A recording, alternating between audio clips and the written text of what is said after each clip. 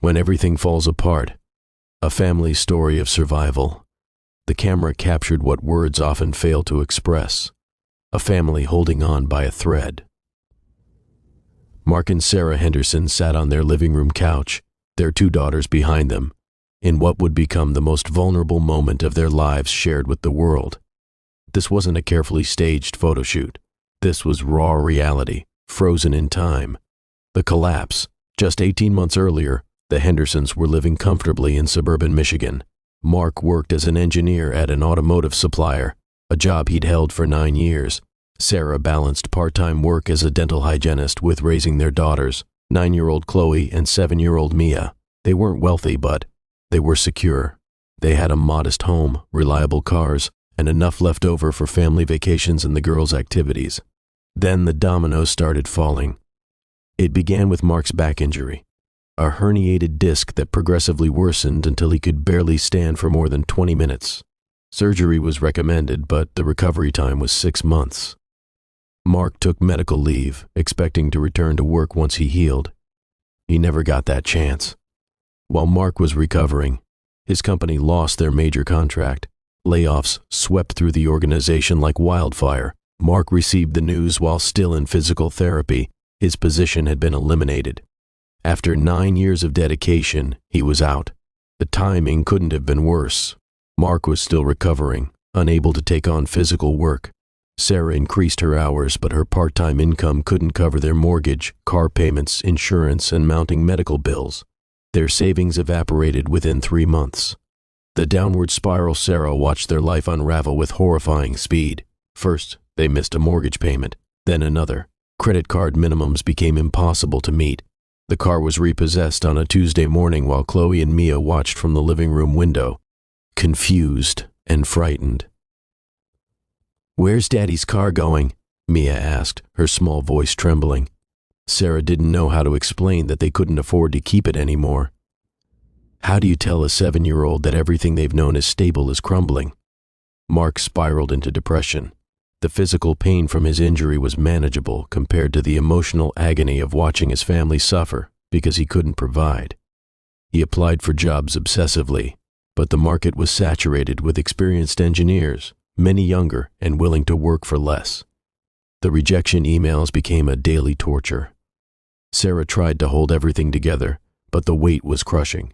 She worked longer hours, took on extra shifts, and spent her nights calculating numbers that never added up to anything hopeful. She stopped sleeping well. She stopped eating regularly. Her smile, once so easy, became something she had to consciously construct for her daughter's sake. The girls noticed everything. Chloe, perceptive and sensitive, started having nightmares. Mia became clingy and anxious, crying at drop-offs and struggling in school. The stress in their home was palpable, hanging in the air like smoke. Rock bottom. The foreclosure notice arrived 6 months after Mark lost his job. They had 60 days to leave their home, the place where both girls had taken their first steps, where birthday parties and Christmas mornings had created a tapestry of happy memories. Sarah found Mark in the garage, sitting in the dark, the notice crumpled in his hand. His shoulders shook with silent sobs. "I've destroyed our family," he whispered. "Everything we built. I destroyed it." "No," Sarah said firmly, kneeling beside him. "Life destroyed it. Bad luck destroyed it. But we're still here, Mark. We're still a family. That's what matters." But even as she said the words, Sarah wasn't sure she believed them. How could they be a family without a home? How could they protect their children from this trauma? How could they survive? They swallowed their pride and asked for help. Sarah's brother offered his basement, unfinished, cramped, but free. They moved in with 3 suitcases of belongings, most of their possessions sold or stored. The girls shared an air mattress. Mark and Sarah slept on a donated futon. Privacy was non-existent. Dignity felt like a luxury they'd lost along with everything else. The turning point. That's when Live on Purpose, a nonprofit organization focused on family resilience, reached out. They were documenting families navigating financial hardship, and someone had connected them with the Hendersons. "We want to show that good families can face bad circumstances," the program director explained. "Your story could help others feel less alone." Mark was reluctant. Wasn't it bad enough to be living this nightmare without broadcasting it to the world? But Sarah saw it differently. If our pain can help even one family feel less ashamed, isn't it worth it? She asked. So they agreed to the photo and interview. The day of the shoot, they borrowed Sarah's brother's couch, trying to create a sense of normalcy. Mark wore a button-down shirt. Sarah put on makeup for the first time in weeks. They wanted to look put together, even though they felt shattered. But the photographer asked them to just be real. Don't perform, she said gently, just be.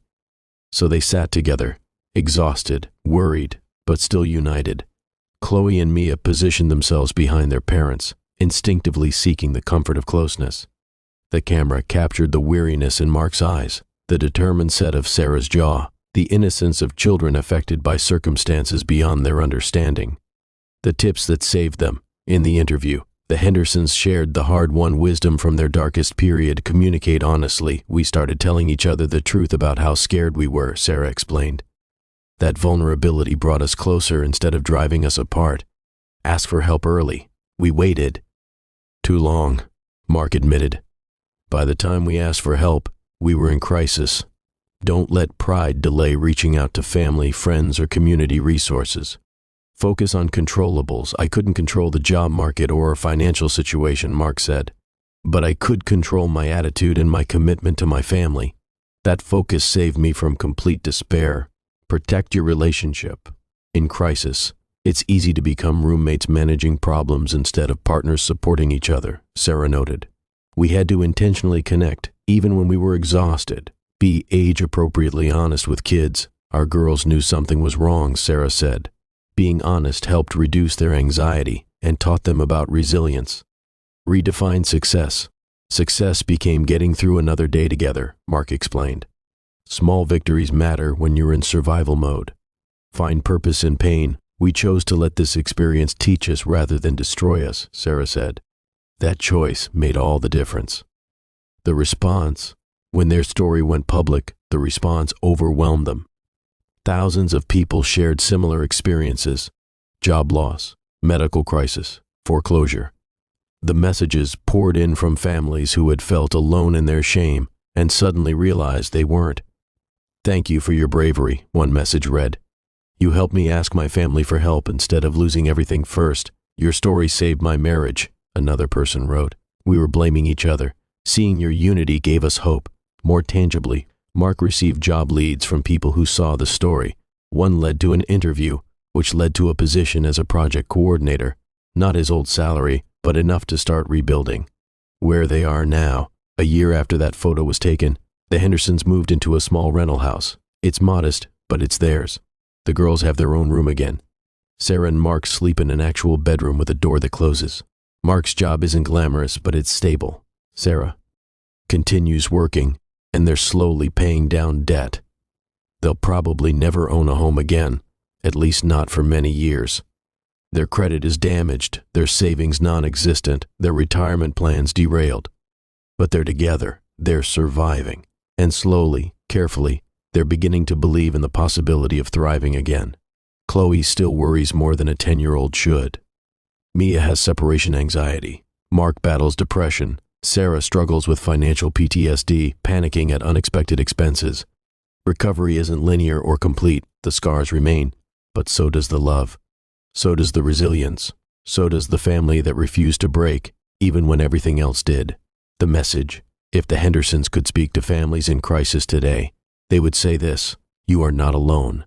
You are not failures. Your struggle doesn't define your worth or your family's value. Ask for help. Be honest with each other. Focus on what you can control. Celebrate small victories. Choose purpose over victimhood. These tips won't solve all your problems. They won't pay your bills or eliminate your stress, but they might help you survive with your family intact, your dignity preserved, and your hope still flickering. And sometimes survival is enough. Sometimes survival is everything. The photo of the Henderson family remains a powerful testament to the strength of ordinary people facing extraordinary hardship. Behind the weary eyes and brave faces is a story that thousands of American families live every day, a story of loss, struggle, perseverance, and the enduring power of family love. They didn't choose this struggle, but they chose how to face it. That choice changed everything.